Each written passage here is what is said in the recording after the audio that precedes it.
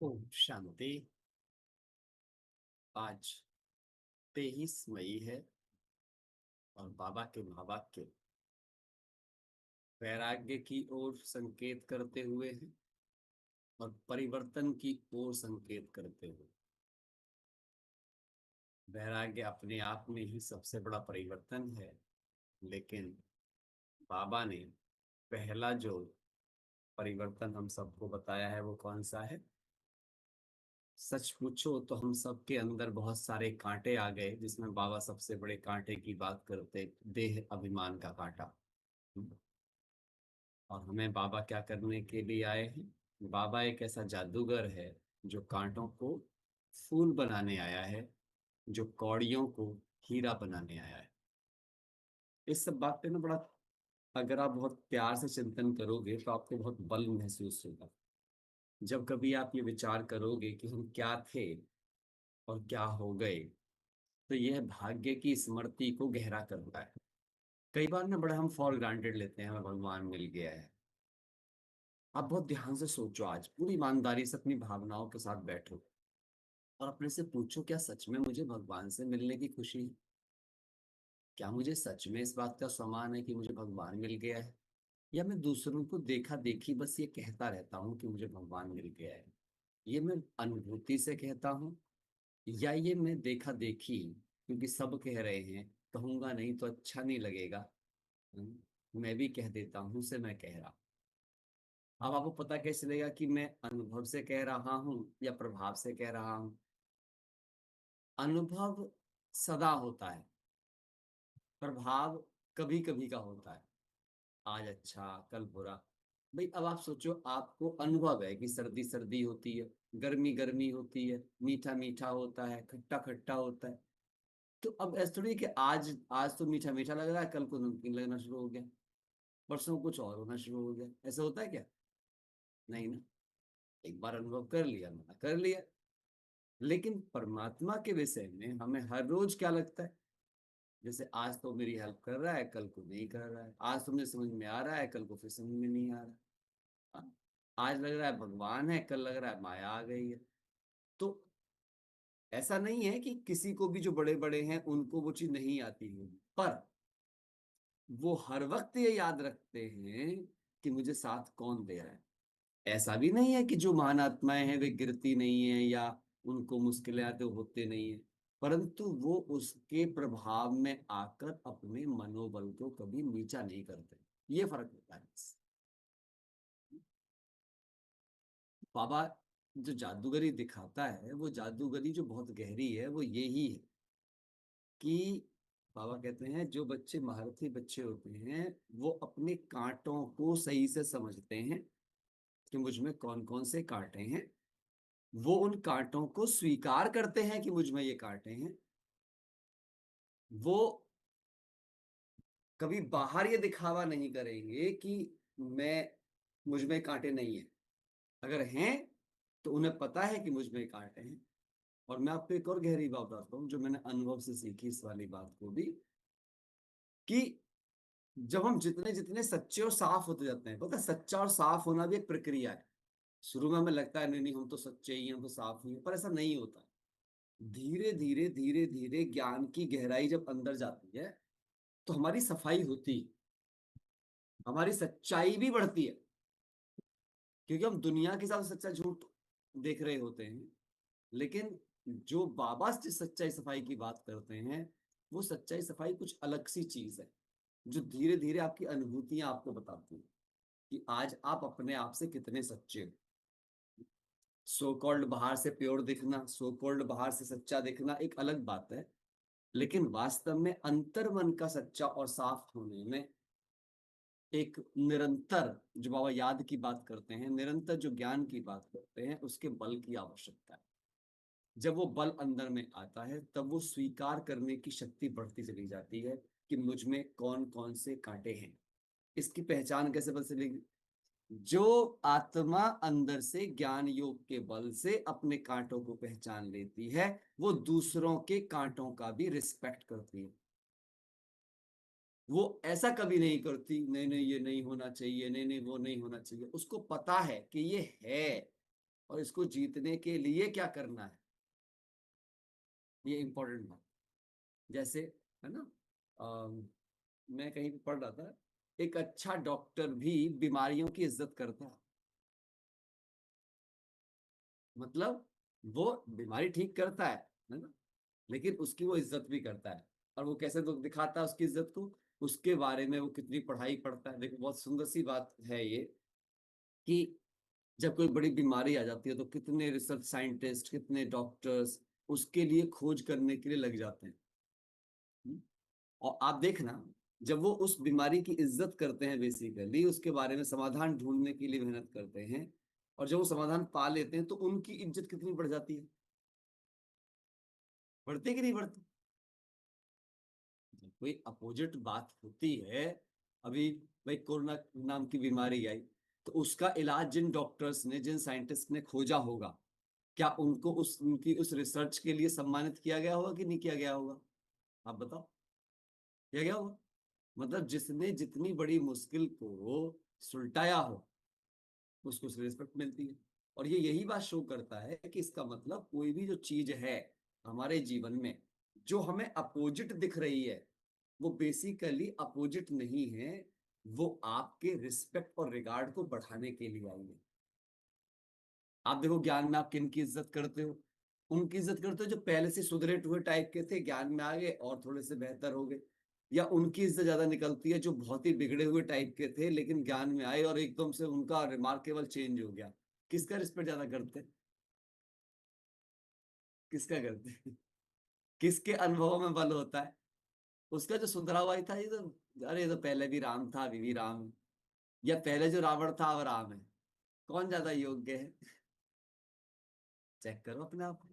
जादूगरी कहाँ दिखाई देती है, जो पहले भी राम था अभी भी राम है में, ये जो पहले रावण था अब राम है। ये जादूगर, ये जो भगवान कर सकता है, पता तब चलता है परिवर्तन कहाँ बड़ा है। परिवर्तन यहाँ जो वर्स्ट से बेस्ट की ओर जाता है, ये परिवर्तन बड़ा है। और इसके लिए जो माइंडसेट चाहिए, वो पहली लाइन में बाबा ने दिया है, लंगर उठ जाना चाहिए इस दुनिया से। कौन परिवर्तित हो सकता है, जिसने पहले यहां समझ लिया हो कि अब इस दुनिया में कुछ है नहीं, हमारा लंगर यहाँ से उठ चुका है, अब हमें पार जाना है। और हमारा बागवान, हमारा खेवैया, जो भी कहो, वो आ चुका है, जो हमें इस पार से उस पार ले जाने के लिए। इस पार में क्या क्या है, वो लिख लो। इस पार में सिर्फ हमें क्या मिल रहा है, अभी हम ध्यान से देखेंगे तो बीमारियां हैं, दुख हैं, अशांति है, पाप है, असभ्यता है, अशांति है। चेक करो ना, एक चीज मत देखो, संसार को बिल्कुल निष्पक्ष होकर, साक्षी होकर ऑब्जर्व करो। प्रकृति का क्या हाल है, इंसानों का क्या हाल है, इंसानियत का क्या हाल है। हाँ, हर चीज को देखो, साइंस का चाहे बात करो तो साधनों की वजह से इंसान के जीवन में क्या है, संबंधों का क्या हाल चाल है, इन सब बातों पर गहराई से बिल्कुल साक्षी होकर चिंतन करो। हर उस चीज के ऊपर चिंतन करना बैठकर, पता है खुद से ऑनेस्ट हो जाओगे आप, और आपके अंदर ना वैराग्य अपने आप पनपेगा। वैराग्य केवल एक शब्द नहीं है, वैराग्य एक संस्कार है। और संस्कार जो होता है, वो कब आपके अंदर पूरी तरीके से जागता है, जब आप अपनी स्मृतियों को प्लान करते हो। अपनी स्मृतियों में जाके ढूंढना पड़ता है कि मेरी स्मृतियां संसार और संसार की वस्तुओं, व्यक्तियों, वैभवों, प्राप्तियों के प्रति कितना लगाव में है। यदि मेरी स्मृतियों में इस संसार के प्रति बहुत मोह की स्थिति होगी, मुझे इनमें बहुत अच्छा अच्छा ही चीजें फील हो रही होंगी, अच्छा दिखना एक अलग बात है, वेस्ट में बेस्ट देखना एक अलग बात है, दोनों बातों को समझिएगा, जो बातें मैं कह रहा हूँ वो दोनों अलग अलग बातें हैं। एक है कि मुझे साधन और सुविधाओं इन सबके अंदर से गुण उठाना है, एक है कि मुझे इनको जीने का आदी हो जाना है। अगर मैं इनको जीने का आदी हो गया तो मैं इनके लगाव प्रभाव में फंस गया, और ये मुझे अब करप्ट कर देंगी। एक है कि ये सारी सारी चीजें हैं और मैं इनके गुणों को अपना रहा हूं, और मैं अपने उनके उनसे उठाई गई एजुकेशन और गुणों को संस्कार में लेके जा रहा हूं, परंतु उस चीज का मैं मालिक बनकर उसको यूज कर रहा हूं। चीज मुझे यूज नहीं कर रही है, पर मैं चीज को यूज कर रहा हूं। मैं चीज को यूज कर रहा हूं या चीज मुझे यूज कर रही है, इसे पहचानने की सिर्फ एक ही विधि है, जिसके अंतर्गत जिसके अंतर्गत मैं जब चाहूं उस चीज के प्रयोग को छोड़ सकूं। और जब मैं उसके प्रयोग को छोड़ दूं, तो वो चीज मेरे मन बुद्धि को हर्ट ना करे, उसकी कमी मुझे महसूस ना हो। तभी समझना मैं चीज को यूज कर रही हूं, ना कि चीज मुझे यूज कर रही है। इतनी समझ जब हम अपनी बुद्धि में लेके आते हैं, तब होता है सोचा समझा चुना गया वैराग्य। और ये स्थिति क्या करती है? ऐसी वैराग्य की स्थिति ही मुझे मेरे कांटों को अलग दिखाती है, और मेरे फूल के स्वरूप को अलग दिखाती है, मेरे कौड़ीपन को अलग दिखाती है, और मेरे हीरेपन को अलग दिखाती है। और जब हम आत्मा अपनी दोनों स्थितियों को अपने सामने स्पष्ट देख पाते हैं, तो हमारे पुरुषार्थ में एक स्पष्ट गति आ जाती है। हमें ज्ञान भी गहराई से समझ में आना शुरू हो जाता है, हमारा योग भी नेचुरल लगना शुरू हो जाता है। और इसी के लिए बाबा कहते हैं, हाँ, क्या, कि बच्चे ये जादूगरी सिर्फ एक बाप ही कर सकते हैं, और कोई इस जादूगरी को नहीं कर सकते। हम्म, चलो समझने का कोशिश करते हैं आज की मुरली से क्या क्या बातें बाबा हमें समझा रहे हैं। बाबा बहुत सुंदर सुंदर बातें हम सबको बताते हैं। बाबा कहते हैं, मीठे बच्चे, तुम्हें खिवैया मिला है इस पार से उस पार ले जाने के लिए। तुम्हारे पैर अब इस पुरानी दुनिया पर नहीं है, तुम्हारा लंगर उठ चुका है। लेकिन हमने अभी क्या है, आज अपने आप से पूछो सब। मैं तो आज यही पूछा था जब मैंने लाइन पढ़ी, अभी मेरा पैर इस दुनिया में भी कितना जमा हुआ है। आज मैं इसी पे चिंतन करूंगा सारा दिन। अपना बुद्धि रूपी पांव ढंग से देखो, इस दुनिया में अभी भी कितना जमा हुआ है वो। कई बार हमें एक गलतफहमी और होती है सारे ब्राह्मणों को। मैंने बहुतों को देखा, बहुत मैं बातचीतों में ऑब्जर्व करता रहता हूँ, है ना। मैं सिर्फ अपना ही सुना सकता हूँ भाई, देखो मैंने क्या ऑब्जर्व किया मैं वही बता सकता हूँ, दूसरे क्या ऑब्जर्व करते हैं क्या नहीं करते हैं वो सबकी अपनी अपनी पुरुषार्थ है। लेकिन मैंने ये ऑब्जर्व किया है कि ज्यादातर हम एक्टिविटीज में इतने बिजी हो जाते हैं कि हमको ये लगने लग जाता है कि यही पुरुषार्थ है। मैंने अमृत वेला किया, मैंने मुरली सुनी, मैंने इतनी बार मुरली पढ़ ली, मैंने नुमा शाम कर लिया, अब मैं सेंटर गया, मैंने ये किया, अब मैंने प्रदर्शनियां लगा ली, हमने बड़े बड़े काम कर डाले, और उन्हें इकट्ठा करके रखते हैं। और हम ये भूल जाते हैं कि हमने जो कुछ किया वो भी हमारी बुद्धि का एक अहंकार ही बन गया। तो कहो, हमने ये किया। और ये हम ही को पता होता है कि हम जब बातों को बता रहे हैं तो हम किस भाव से बता रहे हैं, कोई और नहीं जान सकता है। जो अच्छा पुरुषार्थी को वो कई बार आपकी बॉडी लैंग्वेज समझ भी जाएगा कि हम किस भाव से बता रहे हैं। तो मैं तो अभी यही चीज चेक करूँ भाई, अभी तक भी ये बातें खत्म थोड़ी हो रही है अंदर से। और जब तक ये खत्म नहीं हो रहा है कि मैं क्या क्या करके इकट्ठा हो गया है मेरी बुद्धि के अंदर, ये वाला अहम, तब तक मैं बिल्कुल न्यारा कैसे होऊंगा? तब तक मैं बाबा जैसा कब कब होऊंगा?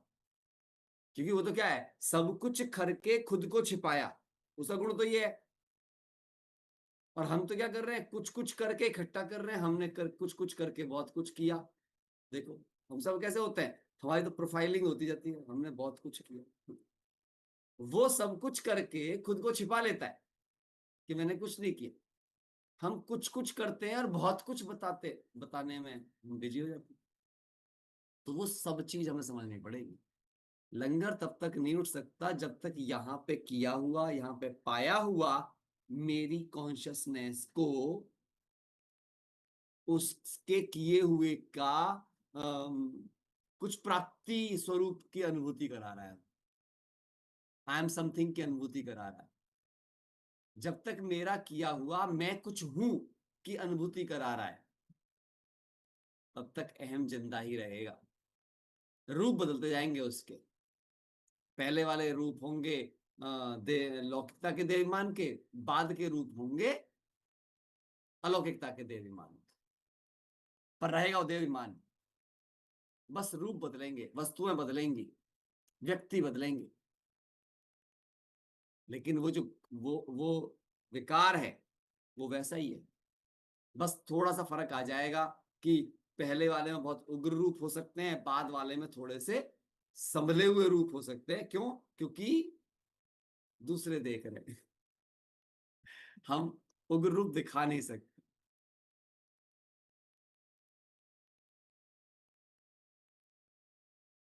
है ना? ये सोचने की बात, हमें अंडरस्टैंड करना पड़ेगा, तब जाके हमें क्लैरिटी आती जाती है। मैं तो यही सोच रहा था बैठ करके, बाबा कुछ ना कुछ चीजें हमें भी और गहराई से समझ में आती जाए, ताकि हम सब बाहर निकलते जाए। नहीं?